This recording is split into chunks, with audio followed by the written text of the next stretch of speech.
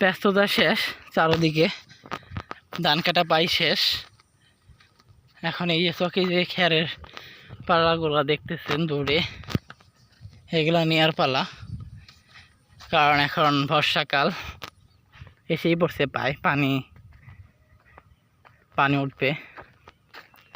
এখানে আর ফসল চাষ করা হবে না, আর অল্প কিছু ধান আছে আশেপাশে। তারপর আমন ধান বোনা হবে, কারণ এখন বর্ষাকাল, অন্য কোনো ফসল বুনলে টিকবে না।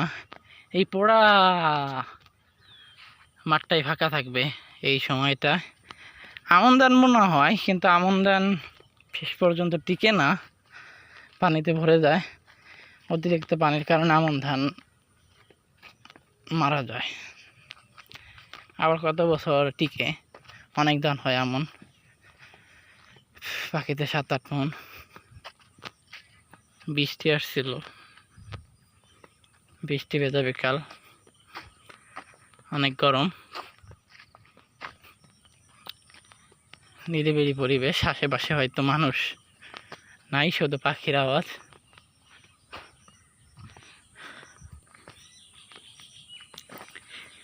এরকম আবহাওয়া সত্যি মন ভালো করে দেওয়ার মতন, কারণ পাখির আওয়াজ, প্রকৃতির মাঝে নিরিবিলি ভালোই লাগে। এই যে মাছ,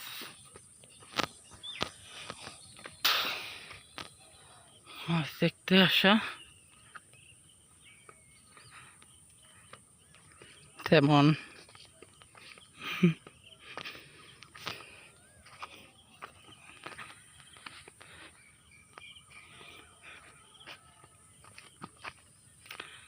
ভালো একটা ঠান্ডা পরিবেশ।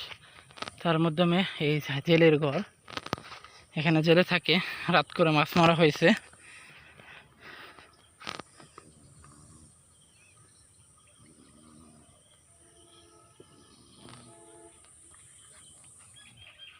শান্তির ঘুম, গরমের মাধ্যমেও ঘুমিয়ে আছে। রাত থেকে মাছ পাহারা দিতে হয়, এই অবস্থা। মাছ যারা চাষ করে তাদের একটু পরিশ্রম করতেই হয়, পাহারা না দিলে মাছ মেরে যেতে পারে। চোরের অভাব নাই, এখান থেকে পাই ডাঙ্গা। এই যে এই ডাঙ্গা, এই ডাঙ্গা, এই ডাঙ্গা, একের পর এক ডাঙ্গা মাছ নিয়ে রিক্সেই থাকে ছেলেরা। ভয়ঙ্কর একটা জায়গা, থাকে কিভাবে বুঝি না, কারণ এর আশেপাশে কেউ তেমন একটা থাকে না, রাত করে শুধু জেলেরাই থাকে।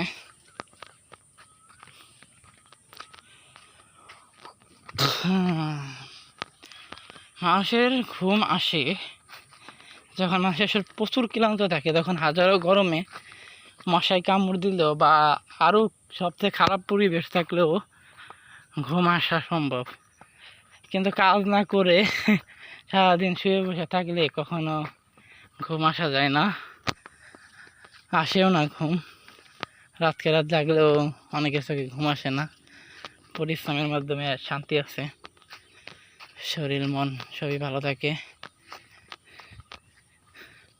কাজ না করলে হাত পা গুলা একবারেই অবশ্যই হয়ে যায়। তা কাজের মাধ্যমে থাকে, দেখবেন রোগও তাদের কম ধরা দেয়, শরীরটাও ভালো থাকে সব দিক থেকেই। যখন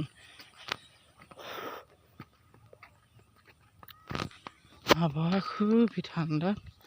ভিডিওর মাঝে আজকে কিছুই দেখাতে পারলাম না, দেখালাম শুধু ফাঁকা মাঠ। ফাঁকা মাঠে কেউ নাই, চুপিচাপ নিলাবেলি, পাখির শব্দ, পাখি খাই গান। বিকাল হইলেই হাঁটতে মন চায়, অন্য জায়গায় আড্ডা দেওয়ার থেকে খেলা ধোলা আর হাঁটা খুব ভালো লাগে।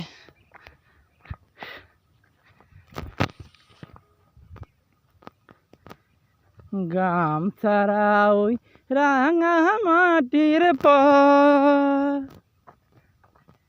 আমার মন ভুলাই রে, আমার মন ভুলাই রে।